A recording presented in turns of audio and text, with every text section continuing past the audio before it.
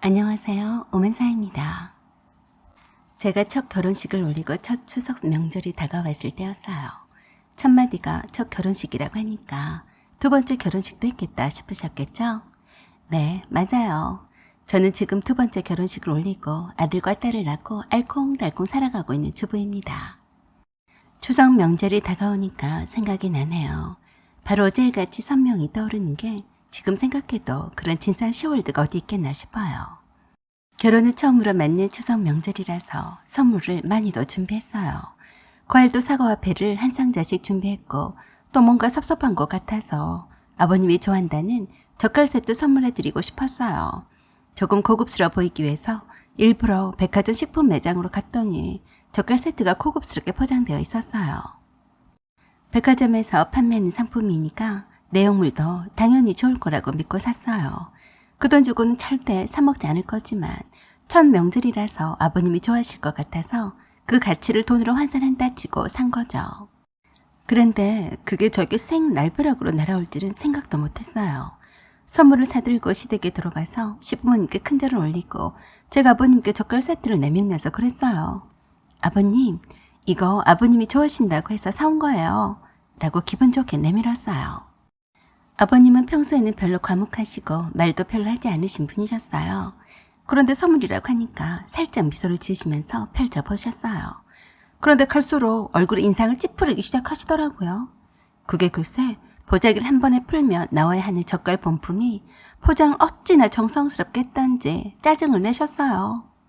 아니, 뭔 포장을 이렇게 쓸데없이 많이도 했다냐? 우리나라는 이런 게 잘못된 것이다.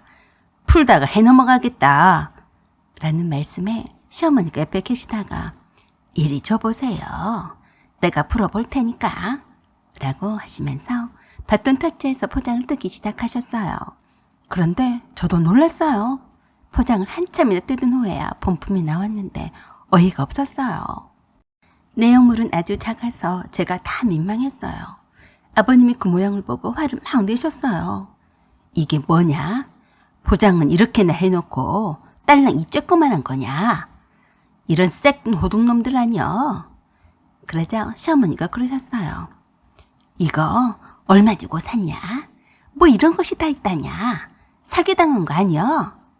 시부모님이 기분 좋게 포장지를 뜯는 모습을 기대를 했었는데 완전히 착오였어요.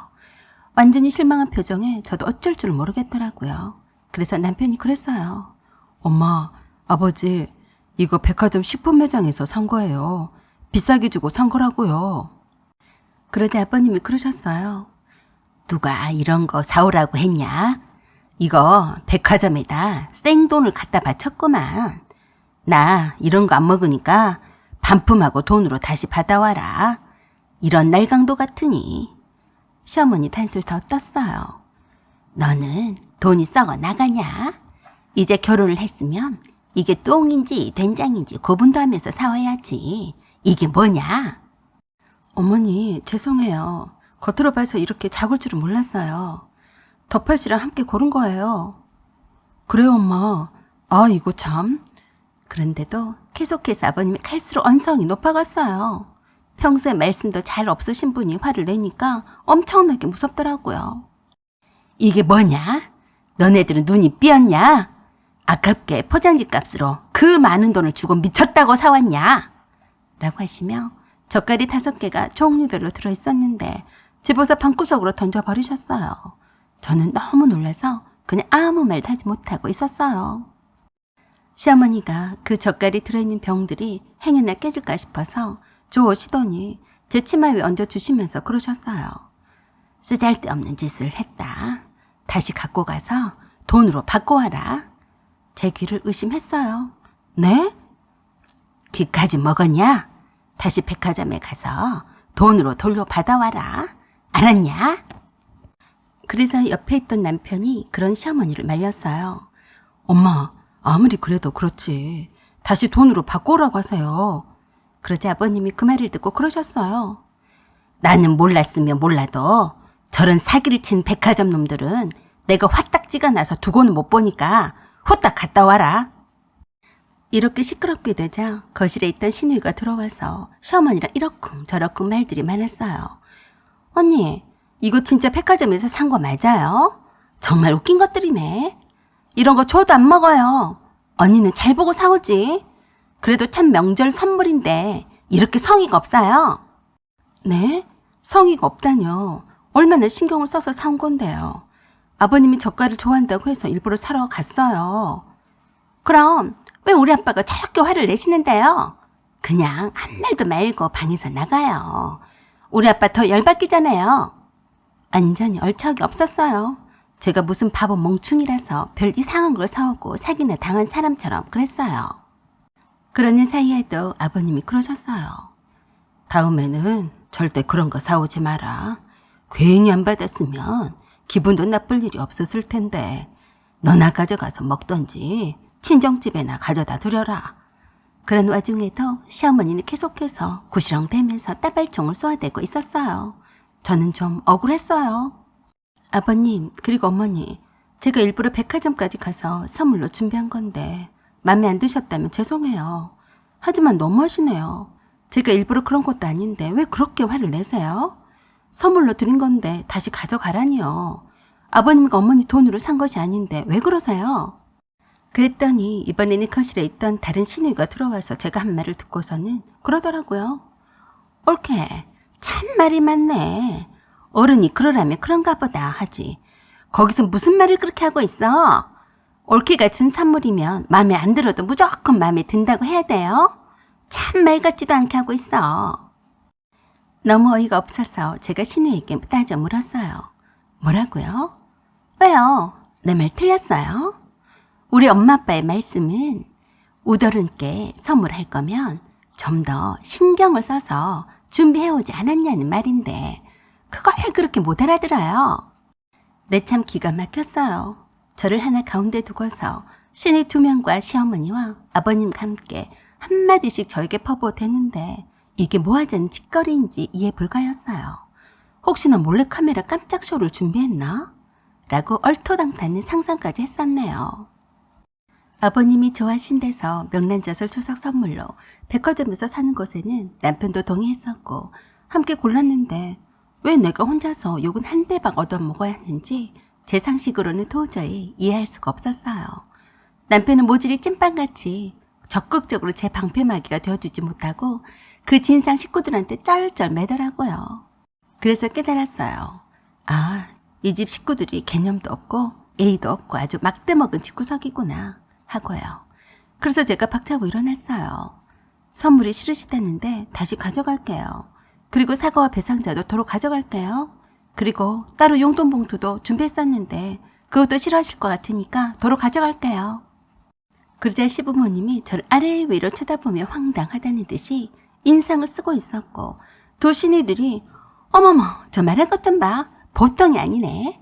라고 들으란 듯이 말하고 자빠졌더라고요. 그래서 제가 큰소리로 남편에게 말했어요. 덕팔씨, 우리가 가져온 사과와 배상자 들고 나와서 차에다 실어. 그러자 그 상황에서 찌질이 남편이 그랬어요. 왜 그래? 우리 아버지 비 거스르면 너도 뼈도 못 추려. 얌전히나 있어. 그래서 어이가 없어서 헛웃음이 나왔어요. 허허, 내 참 어이가 없네. 아버님, 어머니, 여기 아드님도 도로 놔두고 갈 테니까 함께 잘 사세요. 라고 하고 사과박스와 뱃박스를 챙겨서 나왔어요. 사과박스와 뱃박스를 도로 가져간다고 시누이 둘이 난리치고 뭐라 하고 시어머니의 따발총 소리는 더 거세게 들려왔지만 아랑곳하지 않았어요. 홧김에 어찌어찌해서 끌고 나와서 차에 실었어요. 남편이 말렸지만 제가 그랬어요. 너 좋게 말할 때 깨끗하게 헤어지자. 결혼식 하기 전까지는 그렇게 살살 거리더니만 이제 자기네 식구가 되었다고 하니까 본 모습이 보이더라고요. 이해가 안 되는 거는 바로 저였는데 남편은 어이가 없게도 제가 이해가 안 된다고 했어요. 아버님은 원래가 그러신 분이다면서 평상시에는 얌전하시다가도 한번 빈정이 상하면 그날은 조용히 지나가지 않으니까 모든 식구들이 비위를 맞추기 위해 안간힘을 쓴다나요? 자기네 식구들이 얼마나 진상인지 인정하고 싶어 하지 않았어요. 저는 바로 친정집으로 가서 시댁으로 가져갔던 사과와 뱃박스를 가져다 놓고 전후 상황 설명을 다 했어요. 친정 부모님도 엄청 화가 나셨어요. 첫 명절 새러 간 며느리한테 그 정도이면 안 봐도 뻔할 뻔짜라고 하셨어요. 모든 것이 낯선 새 식구를 한 명을 두고 시댁 식구들이 돌아가며 그렇게 진상짓을 부리는 것이 말이 되냐며 절대 이대로는 결혼 생활을 유지할 수가 없는 거라고 하셨어요. 크게 화가 나신 아빠가 남편에게 그러셨어요. 자네 지금 당장 이리 와보게. 남편은 제가 친정집에 간 걸 알고 있어서 각오하고 온 듯 했는데 세상에 글쎄 빈손으로 왔어요. 제일 먼저 문을 열어준 제가 말했어요. 너 미쳤냐? 장인 장모님 뵈러 오면서 빈손으로 오냐? 네가 우리 집에 사간 사과 100박스 가져갔잖아. 그럼 된 거 아니야? 에이 멍충아. 그런다고 첫 명절에 빈손으로 왔냐? 네 집에 사간 것은 도로 가져온 것뿐이고 우리 부모님한테 선물은 선물이지. 못 배운 티를 내고 있네. 그럼 어떡하라고? 어떡하긴 어떡해. 다시 나가서 우리 엄마 아빠 선물을 각각 따로 사와. 네 식구들 말처럼 똥인지 된장인지 잘 구분해서 성의를 다해서 사와라. 빨리 도로 안 나가? 그러자 완전히 난처한 듯이 그랬어요. 내가 뭘 선물해야 할지 알아야 말이지. 고르기 힘들면 백화점에서 한우 세트하고 홍삼 세트 사와라. 응, 알았어. 그런 지 한참 후에 선물을 사들고 저의 부모님께 인사를 드렸어요.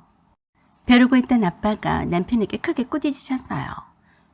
내 딸을 결혼시킬 때는 지금보다도 더 행복하고 잘 살라고 시집 보낸 거지. 시댁의 처음 명절에 구박받고 천덕꾸러기 하라고 보낸 건 아닐세. 인생이 구말리 같은 내 딸을 자네를 믿고 맡길 수 없으니 혼수 주고받은 거 깨끗하게 서로 돌려주고 받고 해서 헤어지게나. 그러자 의외의 아빠의 말에 화들짝 놀라서 머리 숙여서 죄송하다며 다시는 그러는 일이 없게 하겠으니 너그러 용서해달라고 했어요. 자네가 사위로서 선물로 들고 온 한우 세트와 홍삼정은 고맙게 받겠네. 선물이야 내용물이야 어떻든 그 마음이 중요한 거지. 그게 무엇이 중요하다고 새 식구한테 그런 마음의 상처를 주다니. 장인어른, 다시는 그러지 못하게 하겠습니다. 다시 한 번만 생각해 주세요. 자네가 지금에서야 용서를 해달라 한들 몸에 밴 그 습성이 어디 가겠는가? 괜히 서로 시간 낭비하지 말고 오늘부터 남남으로 살게. 그래서 내가 불렀네. 결혼 예물로 보낸 거랑 신혼집에 내가 보태준 돈이랑 모두 내가 항목별로 다 적어놨으니까 돌려주게나. 그렇게 저는 전 남편과 헤어졌어요. 전 남편이 자기 신상에 앞으로 좋아지려면 이 경우를 거울 삼아서 다시는 그러지 않겠지만 그것도 모르고 억울하게 헤어졌다고 생각을 했다면 그 인생도 뻔한 거 아니겠어요?